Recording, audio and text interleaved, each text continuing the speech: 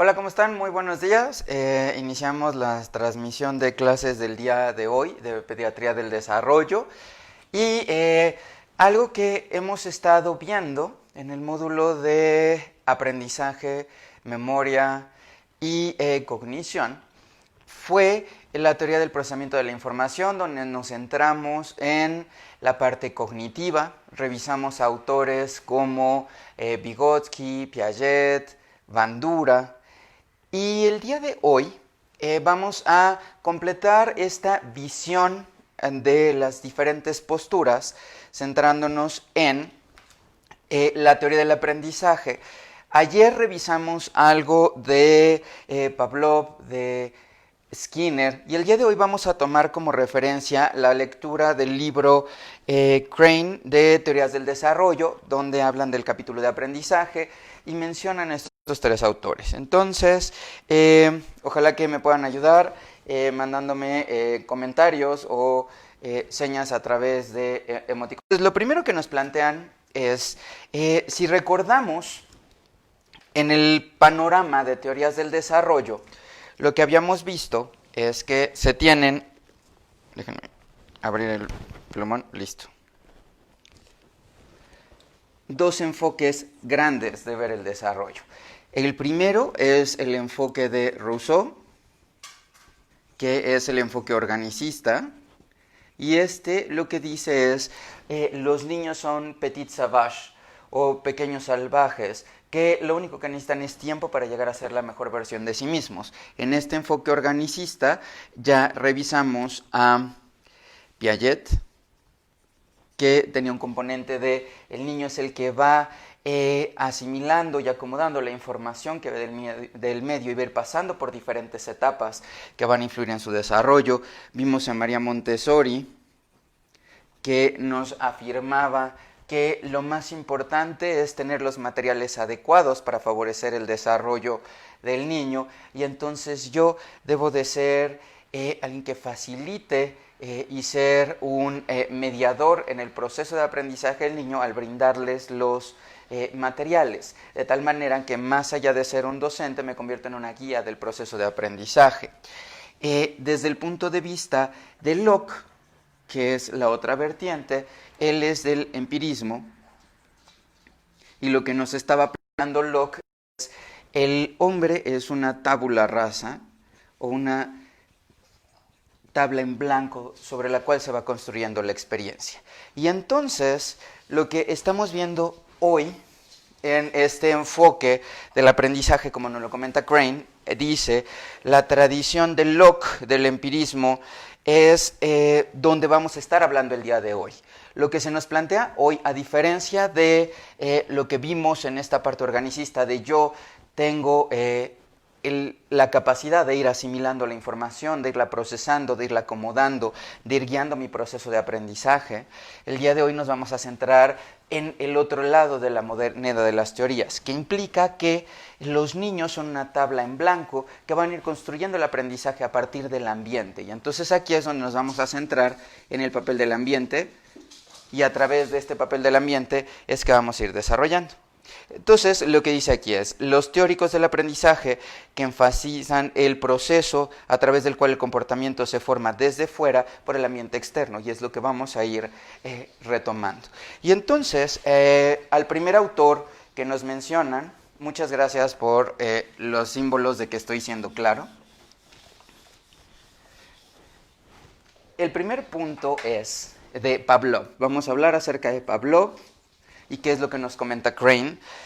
Lo primero que nos dicen aquí es, este experimento típico era donde se tenía un perro que se colocaba en un ambiente con un cuarto oscuro, y a partir de aquí había una luz que se encendía, y después de 30 segundos algún alimento se colocaba en la boca del perro, haciendo que se hiciera la salivación. Y entonces lo que iba asociando es la luz o la oscuridad del cuarto con la presencia o no de alimento en la boca. Y entonces, en términos de Pavlov, la presentación de la comida era el estímulo incondicionado, que es algo que repasamos ayer y que vamos a estar viendo el día de hoy. Entonces, un estímulo incondicionado es aquel que al estar presente va a desencadenar una respuesta incondicionada.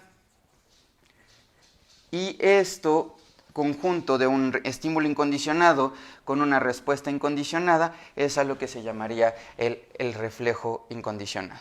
Lo que vamos a hacer ahora es ir fortaleciendo la generación de un estímulo condicionado. ¿Y qué es un estímulo condicionado? Es aquel que de forma natural o de forma básica no genera alguna respuesta, pero al estarse asociando estos dos es que va a generar una respuesta condicionada. Y esta respuesta condicionada es lo que vamos a elicitar a partir de algo que antes no lo hacía. Y esta es la parte básica. En este momento lo que sigue entonces es este concepto del paradigma clásico, y el estímulo se presenta después de la respuesta. Entonces una de las primeras reglas o primeras situaciones que debemos de considerar es yo esté haciendo la presencia de un estímulo después de que ya se dio la respuesta y no se va a asociar como tal. ¿Qué es lo que nos hablan con extinción? En extinción lo que se refiere es, una vez que yo logro realizar algo, si dejo de estar dando respuestas a estos nuevos estímulos, se va a extinguir y se va a perder. Voy a poner aquí un ejemplo con aquí lo utilizan mucho con animales en este momento. Pero yo tengo, por ejemplo, un perro, y este perro lo quiero enseñar a que haga algo que a mí me interesa que haga. Si la conducta debe de salir, o debe de ser motivada, o debe de ser originada en el otro, estaría hablando del concepto de Skinner, de reflejo de condicionamiento operante. Aquí en esta parte es, por ejemplo, una persona llega y hace con tacones tac, tac, tac, tac, tac, y entonces este sonido de los tacones es un estímulo condicionado. ¿Por qué? Porque el sonido de los tacones, o por ejemplo el sonido de que se va a abrir la puerta, no tendría que generar ningún tipo de respuesta. Pero si cada vez que se escuchan los tacones llega, por ejemplo, mamá, y mamá me trae algo, me da un abrazo o me dice algo que me hace sentir bien, en ese momento lo que yo voy a empezar a asociar es, cada vez que escucha esos tacones, quiere decir que viene mamá, y entonces si viene mamá, voy a obtener algo, y ya cada vez que escuche los tacones o cada vez que escuche abrir la puerta, me voy a emocionar y voy a hacerlo. Por ejemplo, cuando alguien quiere llegar y quiere abrir la puerta, y hace el sonido de que va a abrir la puerta, yo me emociono pensando que puede ser mamá o papá.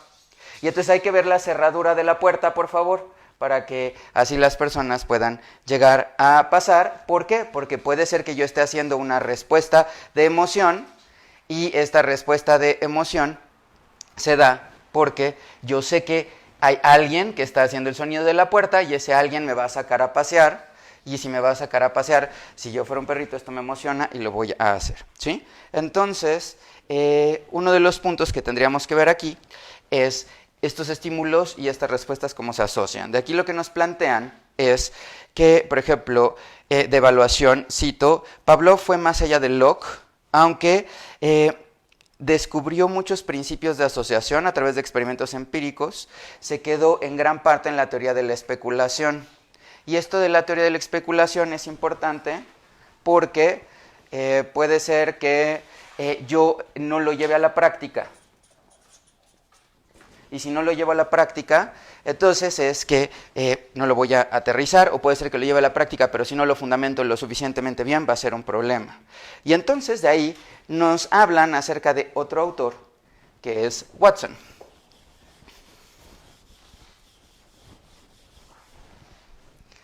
Y Watson lo que dice aquí es que en 1913 hizo esta gran revolución referente a el gran impacto que tiene la psicología, a través de la psicología, como los comportamentalistas lo ven. Y en este artículo, cito textual a Crane, él comentaba que el estudio de la conciencia a través de la introspección no tiene un lugar en la psicología como ciencia. La psicología debe de abandonar términos como conciencia, estados mentales y centrarse en cosas objetivas y realistas. Watson empieza la investigación en niños pequeños y es el primer psicólogo a aplicar los principios del aprendizaje y de los problemas del desarrollo. ¿Qué conceptos son los que nos va a estar dando Watson? Los conceptos que nos menciona Crane, que son importantes retomar de Watson, son: 1. Que el estudio se debe de centrar en el comportamiento, y esto es a lo que se llama el ambientalismo. 2.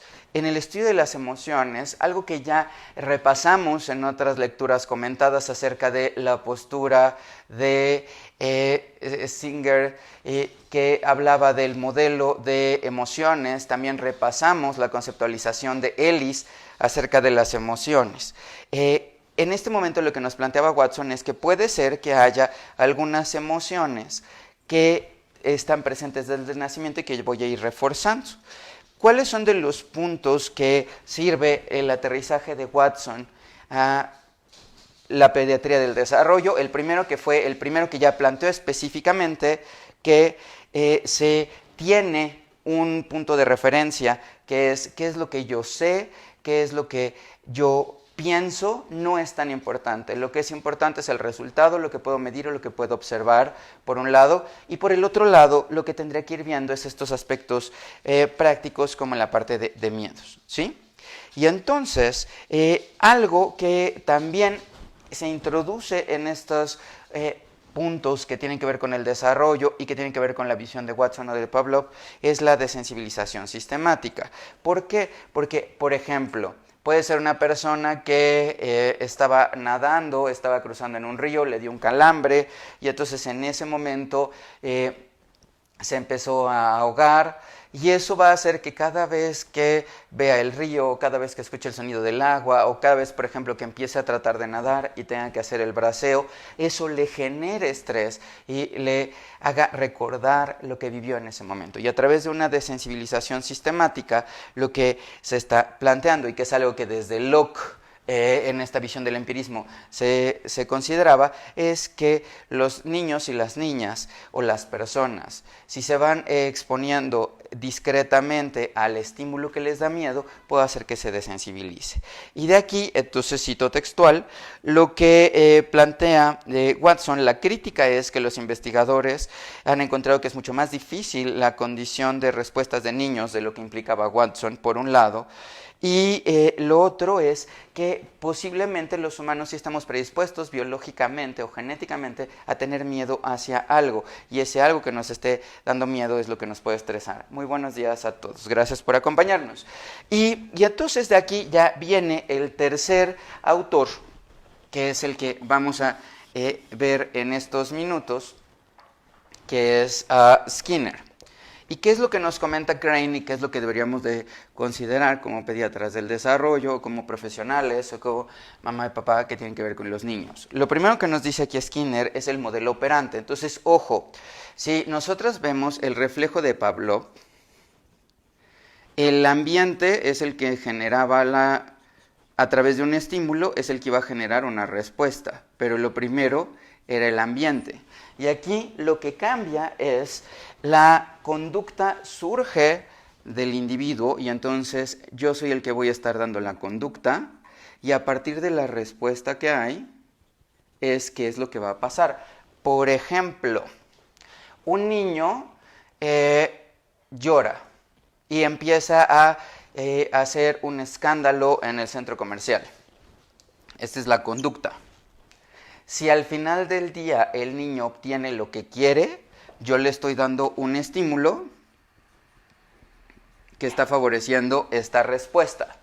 Y entonces, si el niño, por ejemplo, dice, ¿me das esto? No. Y empieza, ñe, y después de 20 minutos termina diciendo, a ver, ya, ten lo que quieres. Esta conducta, que era el berrinche, obtuvo el estímulo que esperaba. Y este estímulo va a ser una recompensa. ¿Por qué? Porque va a motivar esta conducta. Y entonces lo que nos vamos a centrar en esta parte es de las bases que hablan de la conducta y de la respuesta.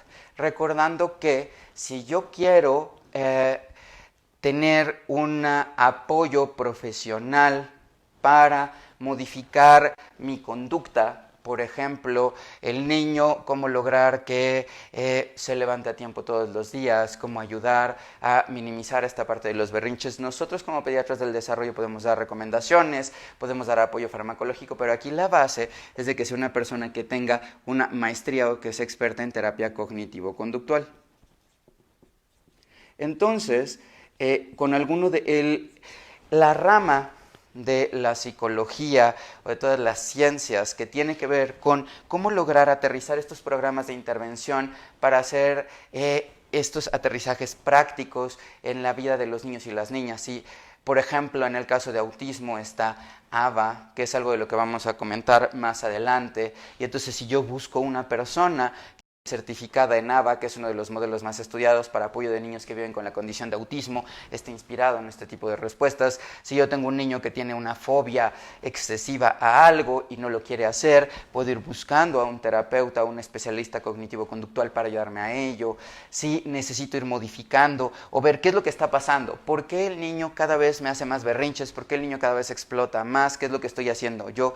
Para este tipo de planes es que puede funcionar un especialista cognitivo-conductual, que es uno de los elementos fundamentales en un equipo transdisciplinario en pediatría del desarrollo, ¿no? Y entonces aquí lo que nos están diciendo en el modelo operante, cito, dice,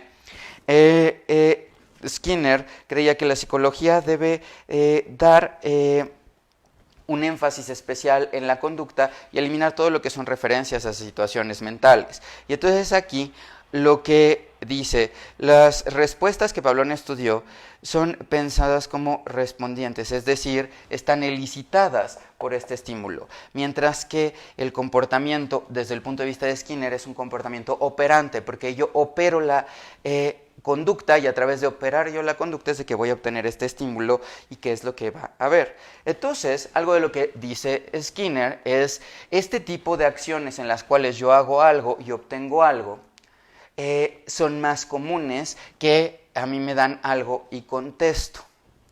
Aunque la clave es entender que hay cosas que nos puede funcionar una y cosas que nos puede llegar a funcionar la otra.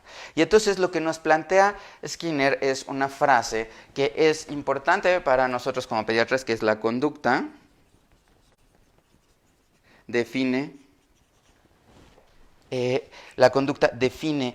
el comportamiento o las respuestas que se están teniendo o los estímulos que estamos teniendo, ¿sí? Y entonces aquí dice, la conducta define las respuestas, pero está determinada por sus consecuencias. ¿Y cuáles son estas consecuencias? Los estímulos que se obtienen, y es algo de lo que vamos a platicar en este momento. Gracias por vernos y saludos a todos. Entonces, aquí lo que nos plantean es reforzamiento y extinción. ¿Cuáles son estas definiciones de conceptos? Cito aquí textual lo que nos comenta Crane. Dice, en el comportamiento humano que empieza en la infancia se puede controlar por estímulos reforzadores. Y entonces un tema muy importante aquí es el reforzador. ¿Cuáles son los reforzadores que yo ocupo de forma cotidiana? Y aquí es donde vamos a empezar esta reflexión con ustedes, ¿no? Dice, hay dos tipos de reforzadores. Los reforzadores primarios son aquellos que en sí mismos van a tener propiedades reforzadoras, como por ejemplo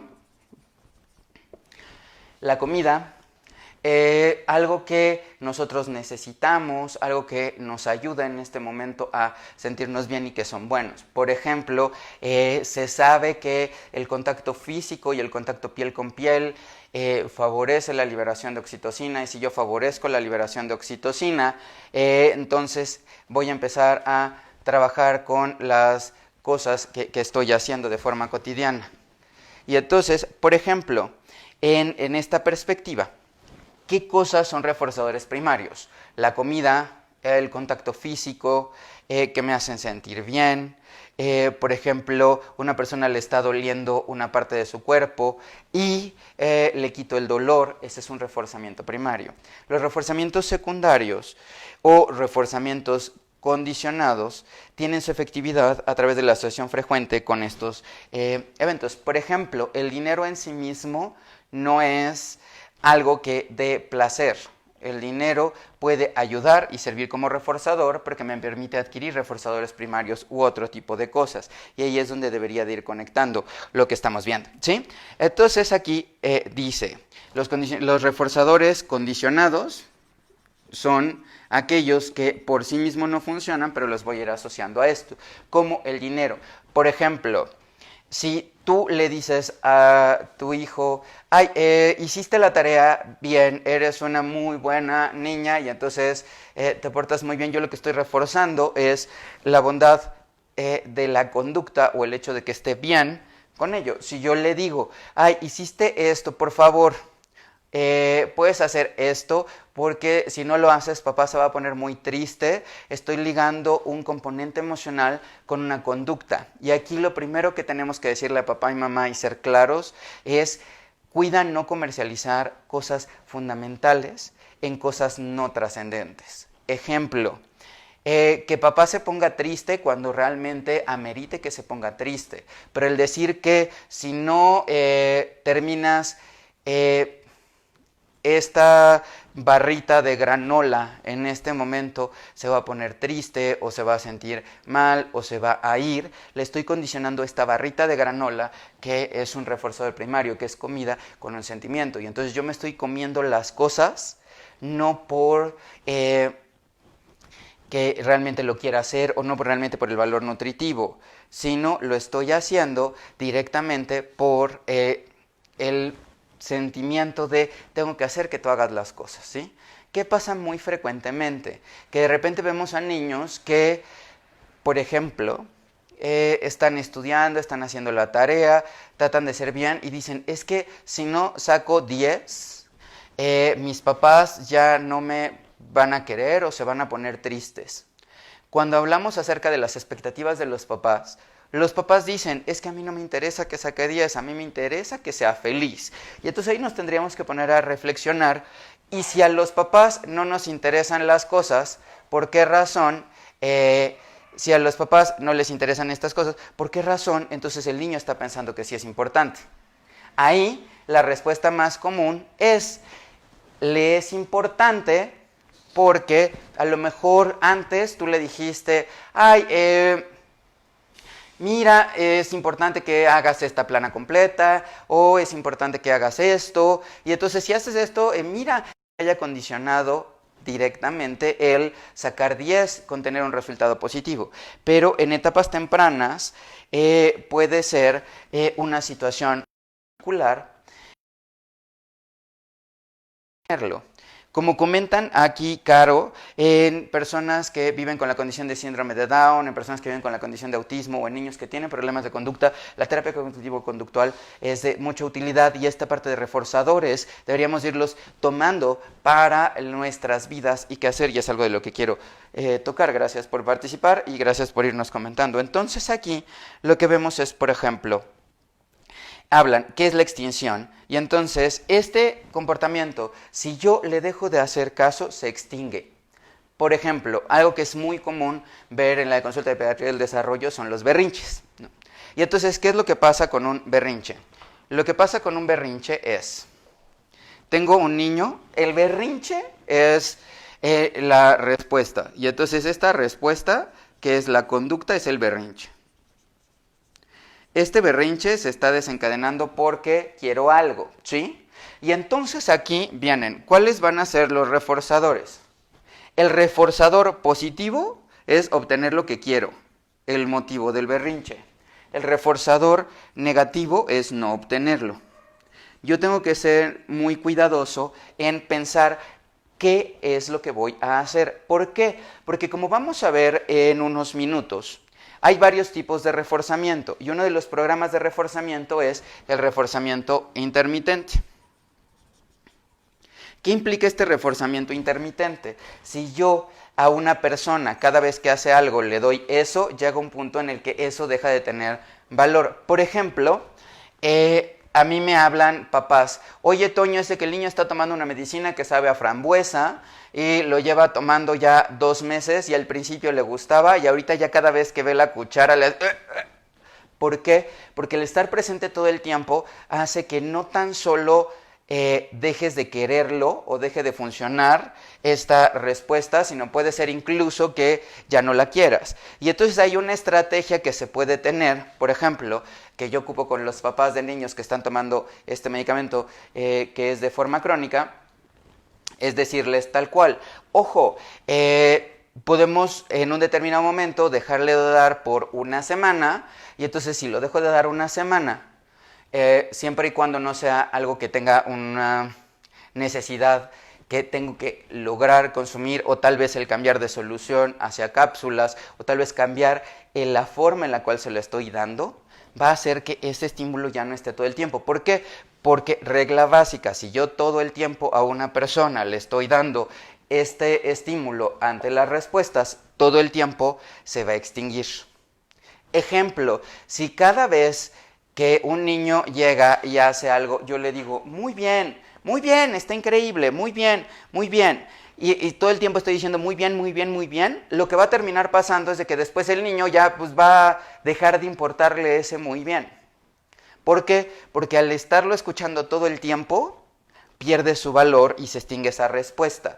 Aquí comenta Flauel Hernández, a partir de qué edad se pueden utilizar los reforzadores en el niño. Como viene en esta parte de críticas, algo de lo que decían los conductistas en un inicio es se puede hacer desde recién nacidos. Lo que ahora se sabe, y combinando los diferentes factores, es qué condiciones tendría un niño para ir teniendo un reforzamiento en su conducta. La respuesta viene con Piaget.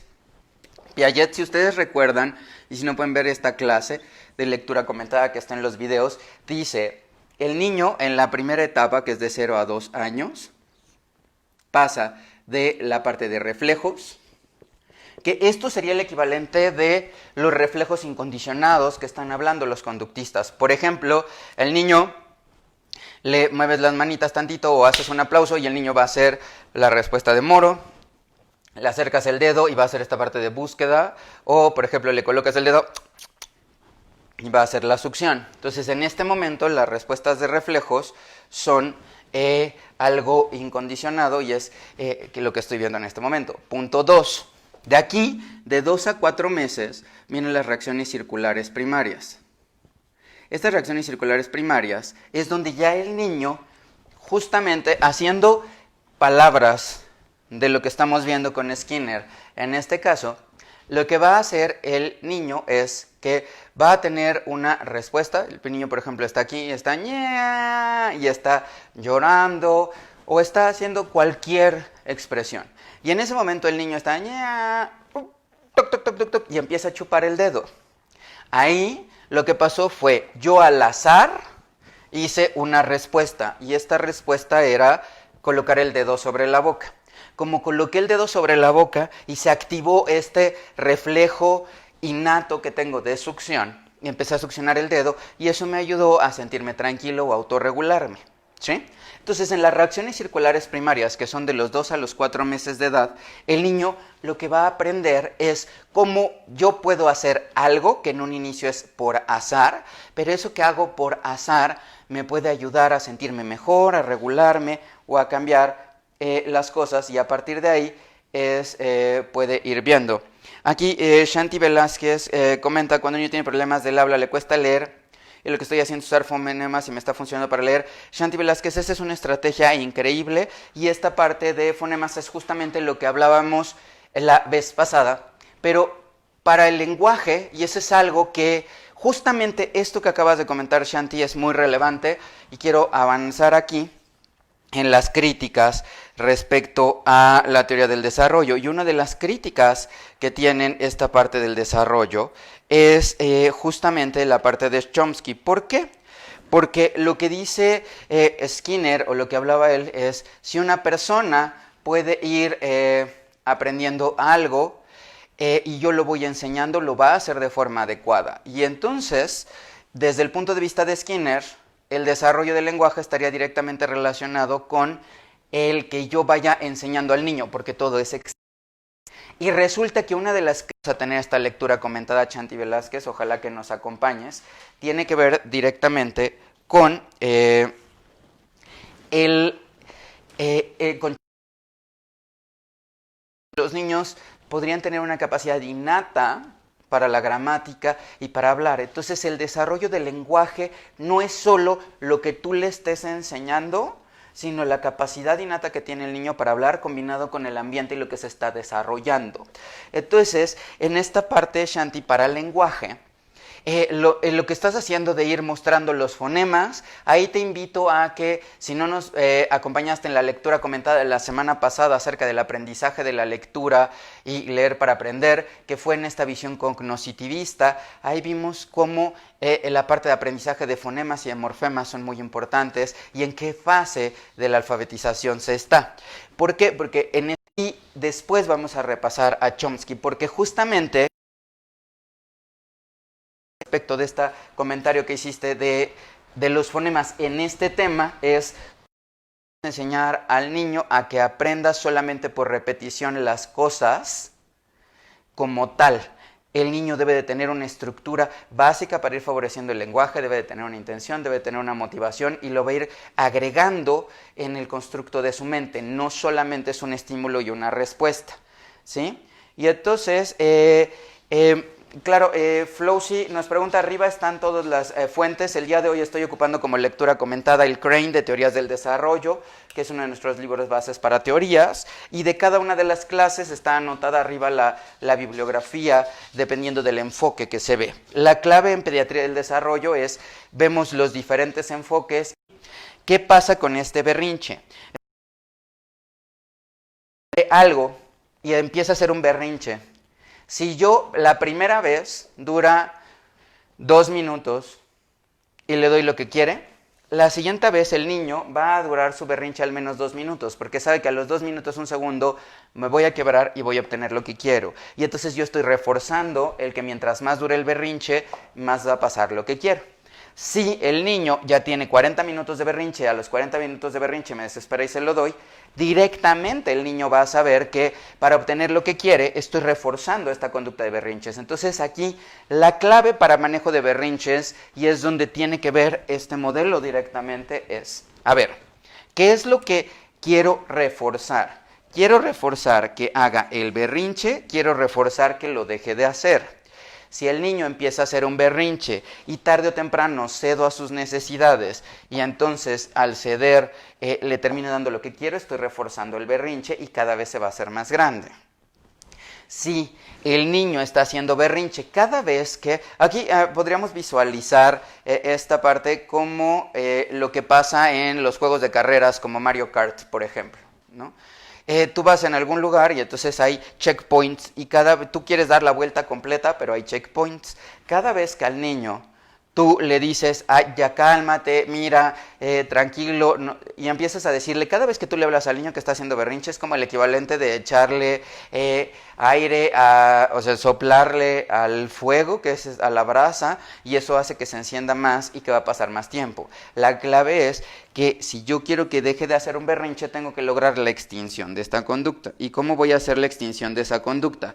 2 cosas. La primera, no le voy a estar echando leña al fuego. Es decir, si por ejemplo el niño está haciendo un berrinche, en ese momento lo que tengo que tener clave es, así no, pídemelo bien, doy una instrucción clave de cuál es la conducta que si la hace va a obtener lo que espera. ¿Sí? Y entonces al decir, así no, pídemelo bien, yo ya dejé claro qué es lo que necesito. ¿Cuál es el primer gran problema que tenemos? Que el niño tiene 2 años y entonces está haciendo berrinche, le dices así no, pídemelo bien, y en este momento viene a los 2 segundos y le digo, a ver, espérame, estoy ocupado. Si yo le digo, espérame, estoy ocupado, lo que va a pasar es de que el niño va a decir, a ver, te lo pido de malas y no me lo das, te lo pido como quieres y no me lo das, entonces, ¿qué quieres? Y entonces no hay una conducta que reforzar. Por eso yo siempre lo que les digo en la conducta a la casa es algo muy importante. Y aquí conecto, por ejemplo, esto que acaba de decir Lorena Lascano, y lo conecto con esto que estoy expresando. Dice, entonces no debe uno condicionar al alumno para hacer las actividades y decirle te voy a dar esto y tú me haces la actividad. El problema de que yo condicione a una persona de me haces esto y te doy la actividad es que puede pasar que en el momento en el que dejo de dar esto, deje de hacer la actividad. Y lo que yo quiero construir son habilidades para la vida. Eso mismo que acabas de decir, Lorena Lascano, es lo que pasa cuando yo estoy con un niño que está haciendo un berrinche y le digo, a ver, si dejas de hacer ese berrinche te voy a dar esto. El problema es que yo no estoy fortaleciendo estas competencias de regulación en el niño, en el caso de berrinche o en el caso de aprender de que haga las cosas porque es importante.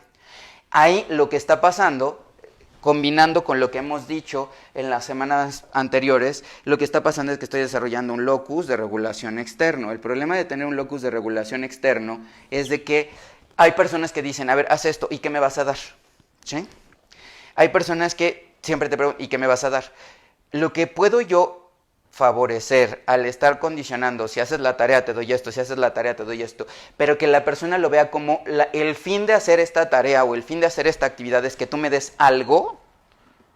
Ojo, no tiene nada de malo el que obtenga algo por hacer las cosas. Ejemplo, si yo trabajo, si yo doy consulta, si yo hago algo, tengo derecho a tener una remuneración.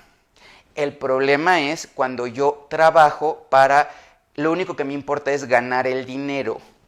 Si yo hago las cosas para ganar el dinero, no estoy metiendo pasión o no estoy metiendo alguna situación adicional. Y si digo no voy a ganar dinero, entonces no lo voy a hacer. En ningún momento está mal el que yo tenga una remuneración por mis servicios o por mis actividades. Todas las personas tienen derecho a recibir una remuneración por las actividades que hacen. La clave es no hacerlo por el dinero, sino que lo voy a hacer porque creo que es algo bueno, porque creo que es algo que me puede ayudar, porque creo que es algo que me puede servir, ¿sí? En ese sentido, lo que yo debo de hacer, por ejemplo, en un alumno es motivar el que haga las cosas. La clave aquí para el aprendizaje es cómo lograr, por ejemplo, que yo haga las cosas y eso va a tener una recompensa. Es una de las grandes preguntas. El primer punto es, ya hablamos, la motivación.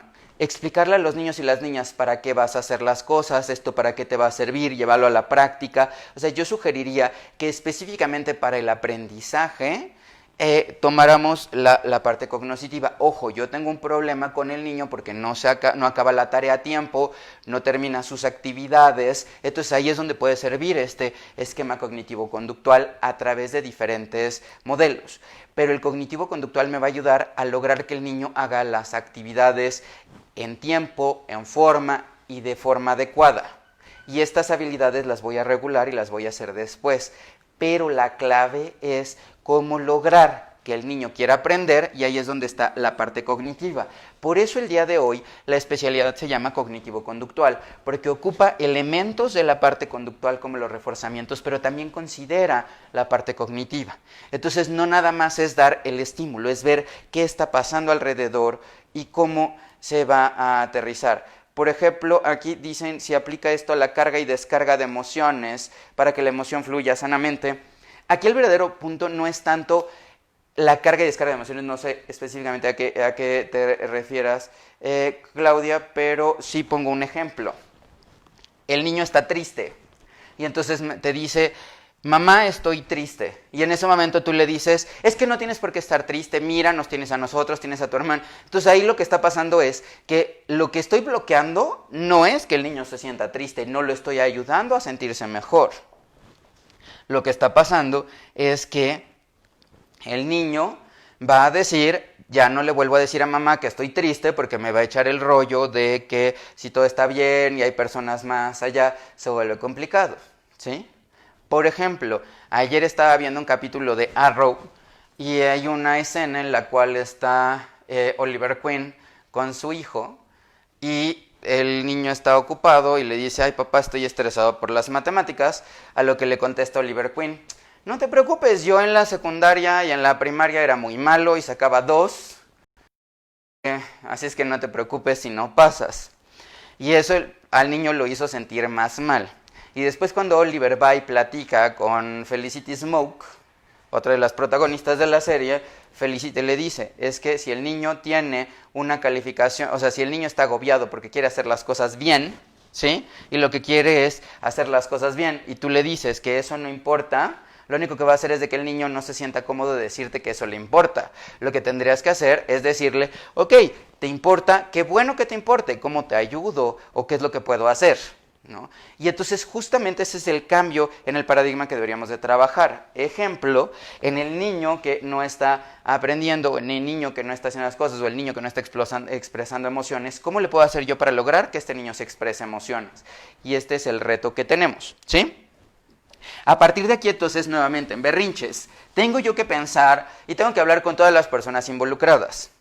¿Por qué? Porque puede ser que el niño está haciendo un berrinche y termino dándole lo que quiere o termina dándole a alguien más lo que quiere. Eso va a ser un reforzador intermitente. Si a veces le doy lo que quiere y a veces no, eso va a motivar a que el niño siga haciendo berrinches. Lo que yo tengo que consolidar es cómo lograr que el niño no esté haciendo berrinches y cómo va a ser para no hacer berrinches, cambiando la respuesta. Si el niño, por ejemplo, en este momento está haciendo un berrinche y yo lo estoy viendo, ojo, no es lo dejo que haga lo que quiera, es lo estoy viendo, pero tengo que motivar otra conducta diferente. Es como en los celulares. Yo puedo tener una pantalla abierta a la vez, no puedo tener dos pantallas abiertas. Si yo quiero ver este programa, lo estoy viendo, pero tiene que cambiarse de aplicación, o si se está trabada y le estoy dando ahí que funcione, no lo va a hacer. Tengo que cerrarlo y abrirlo otra vez, y al abrirlo se resetea. El niño en este momento está centrado en el berrinche. Si yo quiero que deje de hacer este berrinche, uno es no obtenerlo. El primer paso es no darle un reforzamiento de lo que quiere. Pero si yo le digo, así no te lo voy a dar, no te voy a estar dando las cosas y mientras sigas menos te lo doy, le estoy echando leña al fuego porque va a hacer que este diga, ah, sí, y se vuelve una lucha de poder. Lo que tengo que hacer es, uno, no dar lo que quiera desde el inicio. La clave básica para manejo de berrinches es, desde la primera vez que me hace un berrinche, voy a cambiar la actividad a otra cosa para no perpetuar el berrinche o para no hacerlo más grande. ¿Y qué es lo que tengo que hacer? Entonces, uno es no obtenerlo, pero dos, no lo dejo que esté ahí horas y horas y horas llorando porque tampoco es plan. Lo que tengo que hacer es otra actividad. Y aquí, por ejemplo, lo que yo puedo hacer es mandar un estímulo diferente. Y este estímulo diferente puede ser que tenga yo burbujas, que empiece a echar burbujas, o puede ser que, por ejemplo, el niño está haciendo berrinche ahí, y en el momento en el que el niño está haciendo berrinche no establezco contacto visual directamente con él, aunque sí lo estoy viendo, pero puedo tomar esto, exacto, es lo que estoy hablando ahora, Pam Six, y entonces en este momento pongo su canción favorita, ¿sí? Y entonces yo aquí puse su canción favorita, y el niño tiene dos opciones. O sigue haciendo su berrinche, en el cual yo no le voy a dar lo que quiere, o cambia de atención para venir conmigo, porque no puede hacer dos cosas a la vez. No puede estar haciendo berrinche y venir a oír su canción favorita. Y entonces con eso lo que yo hice fue un reset en el cerebro del niño, y va a permitir que cuando el niño viene acá conmigo y se acerca, ya tengo un estímulo diferente y ese lo doy. Un error común, por ejemplo, aquí Pilar Hernández, lo mismo, las crisis de restaurantes o en supers, ¿qué funciona? La respuesta es diferente para cada niño. La clave y lo que funciona es evitar dar la respuesta antes. Pero si está en el restaurante y está haciendo en el berrinche ahí, lo mismo. Puede ser que pongas la canción favorita, pero ojo, la clave es que tú vas a tener aquí el estímulo y él tiene que tener la respuesta de venir y verla y ya se la das. Es decir, tengo este mismo caso. El niño está haciendo berrinche y entonces el niño está por ejemplo, o la que le llame la atención. Si yo a este niño que está haciendo berrinche le digo, mírate en la canción, me va a pegar, me lo va a aventar lejos porque va a decir, no me interesa esto. La clave es, lo pongo sabiendo que le interesa, pero no le hago notar a él o ella que lo estoy haciendo por ella, sino, casual se me ocurrió poner esta parte. Parece que hay un problema de la transmisión. Alfonso, ¿me pueden decir si se sigue viendo, por favor, con un like? Puedes estar acá. Y entonces, ojo, algo de lo importante es cargándolo, por favor. Entonces, algo que puede estar pasando, perdón, es que cambiamos de escenario y se vuelve complejo. Perdón por esta interrupción. Entonces aquí lo que estábamos es el niño le digo, mira, no le voy a decir, mira, está la canción, la voy a poner aquí en un volumen alto para que el niño empiece a escuchar y diga, oh, hay la canción, el niño viene y en el momento en el que viene acá, se lo enseño y ya agarra el niño y dice, oh, aquí está, y ya doy un reforzamiento. ¿Cuál es el reforzamiento? El niño estaba, entonces, ojo, chequen esto, el niño estaba haciendo un berrinche, yo no le di lo que quiere, no le dije, mira, te voy a dar lo que quiere, ni le dije, te voy a enseñar estas cosas. Lo que hice fue agarrar aquí, poner una llamada o poner una canción, el niño viene y esta es la conducta operante. ¿Y cuál va a ser el reforzamiento que le estoy dando? Mostrarle lo que vimos antes. Y entonces, uno de los errores comunes es de que el niño viene aquí, porque tengo la canción, y al momento en el que viene aquí con la canción, agarra el niño y dice, bye, ¿no? No, espérate, estabas haciendo berrinche, no te lo doy, no me tengo que poner como niño chiquito, tengo que ir modulando la conducta. Y algo que nos dicen claramente los autores es, tengo que considerar qué cosas quiero reforzar, pero tiene que tener una contigüidad cercana. Si, por ejemplo, dice que se para, ¿podrían ustedes, por favor, colocar un 1 si sí me siguen oyendo y viendo bien, por favor? O 2 si se paró. Y entonces, aquí algo importante es... ya tengo el berrinche establecido, no doy lo que quiere, no le doy lo que quiere, no hago otras cosas para dárselo, cambio un estímulo y voy modulando la conducta acá. Tengo que entender cuál es el tiempo que tiene el niño para asociar un estímulo con una respuesta, porque un error muy común es pensar que el niño, gracias a todos los que nos contestaron de que sí escuchan bien, el niño, por ejemplo, tienes un niño de 3 años y le dices, ay, es que quiero que te portes bien y que comas, porque si comes y te portas bien, entonces va a tal cosa, ¿sí?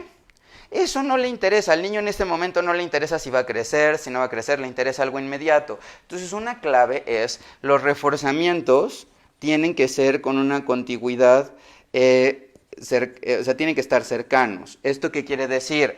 Si el niño, por ejemplo, es de 2 a 4 años, tiene que ser inmediato. ¿Por qué? Si yo, por ejemplo, el niño hizo algo bien y le digo, el fin de semana te voy a llevar a ver aviones, cuando lo llevas a ver aviones, lo que estás reforzando es la última conducta que hizo el niño antes de que lo llevaras a ver aviones. No importa que lo haya hecho antes. Y entonces aquí algo de lo que tengo que tener muy claro en esta parte de reforzamiento es, 1, ¿qué es lo que estoy haciendo y cuál es el reforzamiento inmediato? Más adelante, en la siguiente clase, vamos a hablar acerca de la visión cognitiva de Kohlberg y del desarrollo moral y de tips para cómo motivar este desarrollo moral y una conducta adecuada en los niños, que se conecta con esta parte de berrinches y lo que quiera yo desarrollar en el niño. Ojalá que me acompañen. Pero, ojo, aquí entonces tengo que tener es inmediato. Si yo el niño hace algo y se lo doy 20 minutos después, lo que voy a reforzar es lo que pasó 20 minutos después, no lo que hizo originalmente. Tiene que ser algo inmediato. Es muy importante la contigüidad temporal. En niños que ya tienen 5 a 6 años, ya puede ser hasta la tarde, pero no van a alcanzar a ver más allá de la tarde. Si tú en la mañana le dices, si haces bien las cosas en la escuela y acabas, cuando salgas tal cosa. Entonces ya está teniendo una visión de la tarde, pero es una visión limitada. De los 6 a los 12 años, el niño ya podría llegar a ver hacia el fin de semana. Es decir, si, por ejemplo, haces esto y esto cada día, entonces el fin de semana tal cosa. Ya puede llegar a tener esta visión, pero necesito darle reforzamientos inmediatos al niño con respecto a la conducta que quiero fortalecer. Y a partir de pequeñas batallas o de checklist, que serían estos reforzamientos a lo que fuiste haciendo en el día, tienes algo y ese algo el fin de semana lo vas a transformar en algo diferente, ¿sí? Uno de los errores comunes es que queremos que el niño se haga todo lo que esperamos y hasta un periodo de tiempo más tardío. Y con lo que continúa hablando el libro es... 1, entonces el reforzamiento debe de ser inmediato, la mayor tasa de reforzamiento se va a presentar cuando sea inmediato. 2, los estímulos discriminativos, y aquí Y lo que quiere decir es de que se puede dar sin referencia a un estímulo que inicia, aunque debo de ir teniendo diferentes ejemplos de cómo las actividades de la vida diaria se van asociando con estímulos de reforzamiento. La generalización tiene que ver por ejemplo, a mí un perro me mordió y entonces después ya todos los perros o cualquier animal de 4 patas me puede generar estrés y hacer que esto me dé miedo. Por ejemplo, yo escuché alguna vez una bala y entonces ahora explotando, y ahora cada vez que yo escucho un sonido esto me puede estresar. Y aquí lo que dicen es, por ejemplo, dice Skinner, el castigo es la forma más común de control en la vida moderna, y algo importante es que lo que él plantea es no debemos de estar castigando. ¿Por qué? Porque el castigo es para evitar que se haga una conducta. Lo que deberíamos de hacer es dar reforzamientos positivos para cambiar que esta conducta sea de forma adecuada, y a través de esto es que vamos a ir haciendo aterrizajes. Y entonces, como ya comentaba Caro, algo que puede servir de utilidad, y gracias por las estrellas, es por ejemplo el modelo ABA, que es el análisis del comportamiento aplicado, que fue creado por Lovász. Tiene como base el cómo voy a hacer estos reforzamientos de conducta para niños que viven con la condición de autismo. Puede servir para instrucción programada. Y algo importante es, ¿qué diferencias entonces hay entre el enfoque de desarrollo y este enfoque ambientalista, empirista y conductista? Los desarrollistas toman el control del comportamiento del niño, está basado en entender el niño y darles oportunidades para crecer a su propio paso. Mientras que los ambientalistas, o en este caso de este enfoque de teorías del aprendizaje, lo que dicen son eventos externos los que van a ir modulando la conducta, ¿sí? Y a partir de aquí también es acerca de las diferencias y la importancia de las etapas del desarrollo. ¿Por qué? Porque los teóricos del desarrollo, como Piaget, como Kohlberg, como los cognoscitivistas, dicen hay diferentes etapas del desarrollo, mientras que los skinnerianos dicen el niño tiene proceso de aprendizaje común a lo largo de la vida. Y la otra es la fuente del cambio de comportamiento. ¿Por qué? Porque, cito textual, los desarrollistas implican que hay circunstancias cruciales en los pensamientos de los niños, sentimientos y acciones que se van a desarrollar de forma espontánea y desde dentro, mientras que lo que plantea Skinner es el comportamiento está derivado por lo que está pasando, y un comportamiento que tuve en un inicio puede ser que al tener un reforzamiento lo vaya haciendo. Y pongo un ejemplo, y con este cerraría, con algo de lo que hablábamos de Greenspan y de esta forma de ver el desarrollo de la comunicación, ¿no? Cuando el niño, y esto es una de las bases, por ejemplo, de Floor-Based Therapy, o de la terapia basada en juego, y aquí uno de los puntos importantes es el niño llega y hace y avienta algo, ¿no? Si tú agarras ese algo y lo juegas o lo haces otra vez, el niño ya a una acción no propositiva le estás dando el sentido de que hay otras personas que lo pueden hacer, y si esa persona lo hace, entonces es más probable que el niño lo haga otra vez, y entonces empiezan a jugar, y a partir de ahí el niño ya va a ir ampliando este repertorio que en un inicio era de actividades azarosas que le estás dando un sentido, a transformarse en actividades completas. Y entonces, recapitulando, es importante conocer este enfoque conductual para nosotros como pediatras del desarrollo, para saber a veces qué tipo de estímulos o qué tipo de forzamientos se están dando, porque una de las situaciones más importantes que obvian a los papás es los berrinches, el premiar, como favorecer una conducta o recompensa. Aunque aquí la clave es recordar que la terapia cognitivo-conductual y los especialistas en terapia cognitivo-conductual son la base para poder hacer programas de cambio de comportamiento basados en las necesidades del niño y en las características de las familias para lograr un objetivo puntual. Espero que esta clase les haya sido de utilidad, y ojalá que me manden más comentarios, y que nos acompañen en la siguiente clase, que va a ser en unos minutos más, y donde vamos a hablar acerca del desarrollo moral de Kohlberg.